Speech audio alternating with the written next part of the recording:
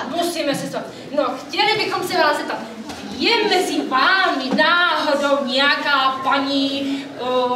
Marcela? Jo, Marcela Hajková? Nachází se tady někde mezi vámi, nebo ne? Není tady, jo. No tak někdo místo ní, nevíte náhodou? A tamhle ta slečna včel, já tam blbě vidím, ale... Já teda taky, no, ty moje dioptrie jsou takové špatné. No tak se musíme zeptat, takže budeme se ptát. Tady to asi to vyloučíme. Náhodou paní Hajková nejsem. Nejsem. Ani náhodou. Já jsem Hájek. Ani náhodou.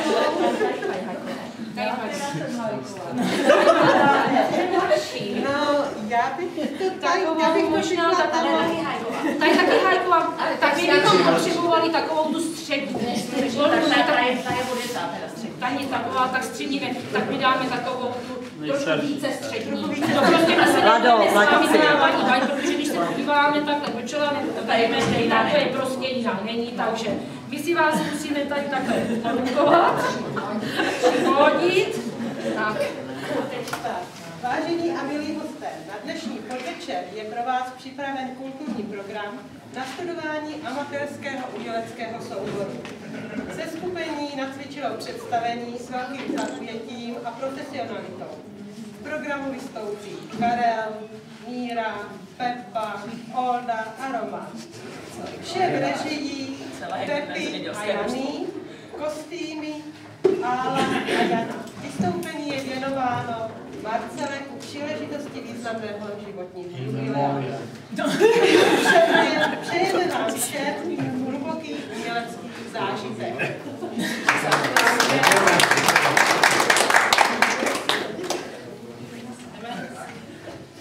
Můžeme mít další.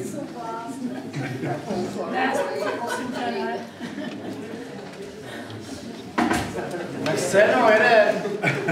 To je další. Já se neopovědám.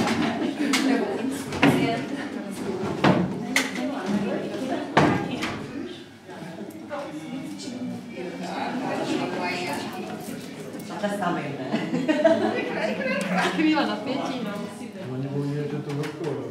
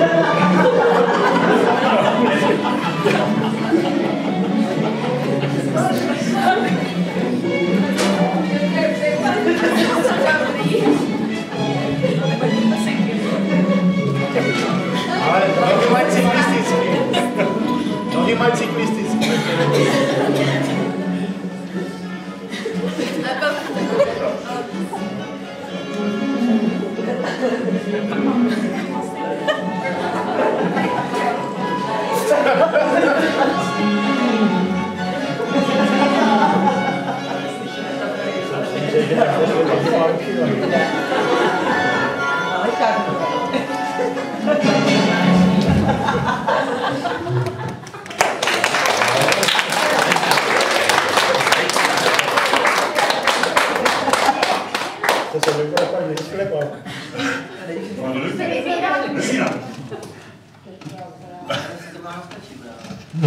Jo, tak